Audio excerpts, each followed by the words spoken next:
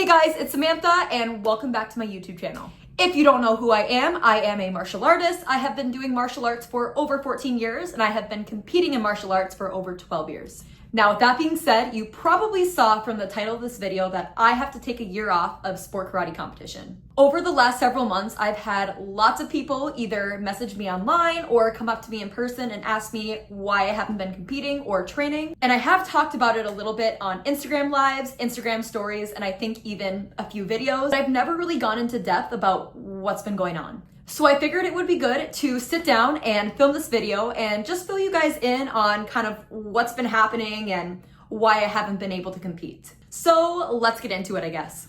All right, we're gonna start from the very beginning. So all of this started last year in August. I was competing at a sport karate competition in Atlantic City, New Jersey, which if you are familiar with NASKA, this is called the American Internationals. Now, before I go into details, this situation was a total freak thing to happen. But I was competing in my musical weapons division, and at the end of my musical weapons form, I had this one trick where I would take my bow, I would put it behind my back, and then I would pop it up from behind my back. I would do a one spin and then catch my bow. Now, mind you, I have been doing this trick for a few years and have never had a problem with it. But for some reason, this time when I did this trick, I think I may have had a little bit too much momentum going into it, and then I ended up contorting my body kind of weirdly, and I tossed my bow, and all of a sudden I felt this burning pain from my neck down to the middle of my back. And then my arms and legs went numb.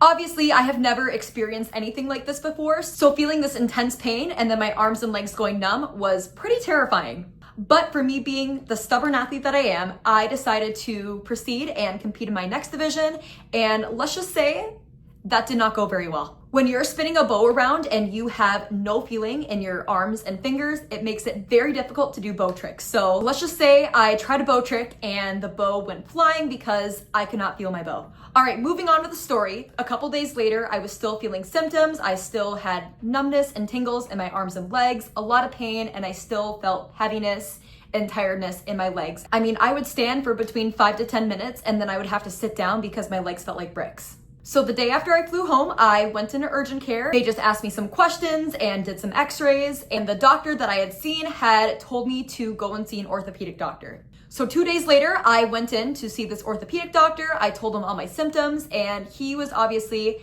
very concerned. So he told me I needed to get an MRI as soon as possible. So a week later, I got an MRI that just scanned essentially my whole spine from my neck all the way down to my lower back. And when the results came in, it showed that I had 2 bulging discs in my neck, C6 and C7, if you are familiar with these kind of terms. And apparently when they bulged out of place, they came down and collided with my spinal cord, which caused a partial spinal cord injury. Now, for partial spinal cord injuries, there really isn't much you can do besides rest and physical therapy, because obviously it takes time for nerves to heal. So I ended up connecting with a physical therapist that specialized in the spine, and I worked with her, and our biggest goals were to try to get the disc to go back in place. I also decided to take a month off of training. Now you're probably like, Samantha, 1 month off of training when you have a partial spinal cord injury is not nearly enough time. You need to take off a lot more time, which is very true. But like I said at the beginning, as the stubborn athlete I am, and especially since it was the end of the competition season, I had 2 more tournaments left in the season, and I had a couple of world titles on the line, and I just really wanted to secure those titles, which I am definitely not saying is a good and valid reason to push through an injury. That was just where my mind was. So I had 1 tournament in October and I had another in December. For the October tournament, since this was less than 2 months after I had injured myself, I decided that I would only compete in traditional just because I felt like that would be a safer division to compete in with my condition. Obviously, while competing, I felt pain and tingling and everything, but it still wasn't nearly as bad as when the injury first happened, and surprisingly, I did pretty well. So since that tournament went relatively well, I decided that I would add back in my creative and musical weapons division for my tournament in December. Normally I would compete in Extreme 2, but for Extreme you are required to flip, and I figured that would not be a good thing to do. So at that last tournament in December, I competed in 3 divisions, and like I said, I still felt pain and tingles and stuff, but it still felt better than in August. Also, during this time, I was still doing physical therapy. I was doing probably between 1 to 2 hours of physical therapy every single day, and I did feel like it was helping a bit. All right, moving on. This was December, which meant that there was one more month until the 2025 season started in the middle of January. Now, I had really big goals for myself in this next competition season, and I obviously wanted to do really well at the first tournament of that season in Chicago, which was the AKA Warrior Cup. So I was gonna train for that. Now, I knew with my condition that I was gonna have to train extra hard if I wanted to be able to perform how I wanted to in Chicago. And the reason for this was because whenever I would get jostled or have any sort of impact, it would cause tingles, numbness, and pain. But if I would brace myself for whenever I had any sort of impact or potential jostling, I would feel okay.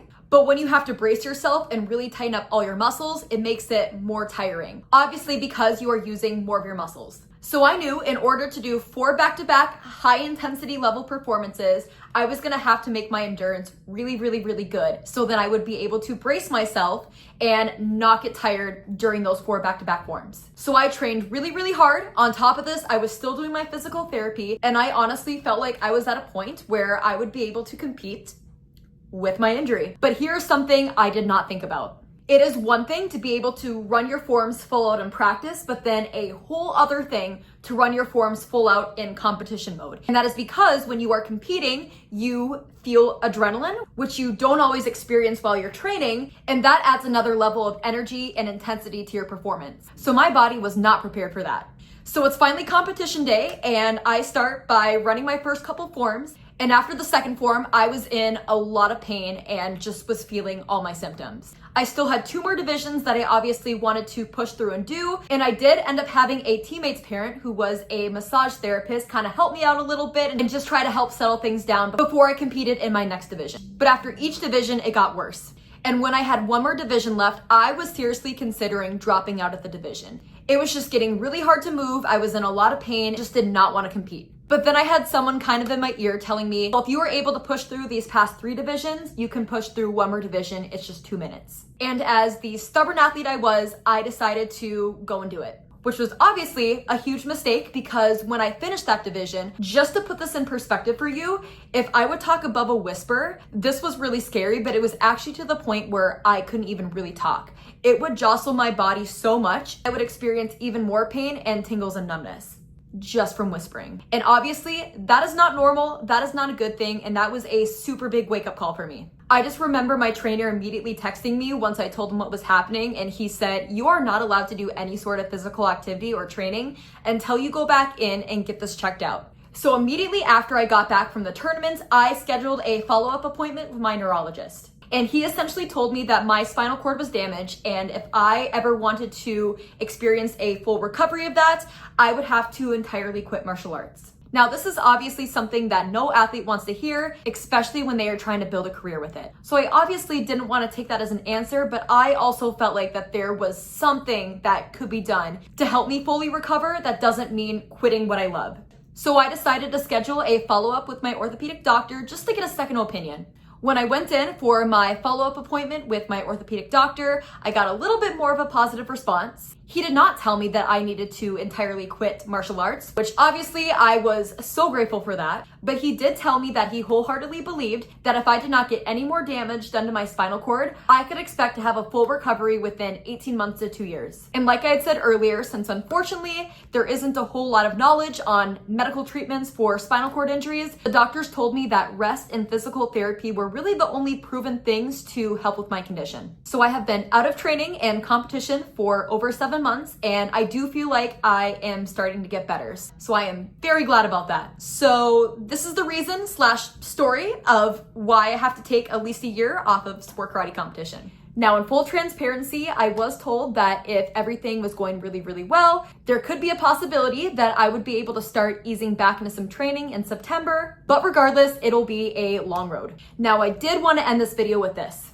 If you are watching this video as an athlete who is dealing with an injury, injuries are extremely difficult to deal with. It is very tough to not be able to fully participate in your sport. But just remember, and I tell myself this too all the time, this will pass and you will be so much stronger in the end compared to if you push through your injury. So use the story about being stubborn and pushing through injuries as an athlete as inspiration to not do that. And lastly, if you are not yet subscribed to my YouTube channel, click the subscribe button below so then you don't miss out on more content just like this. Thank you guys for watching, and I'll see you in the next video.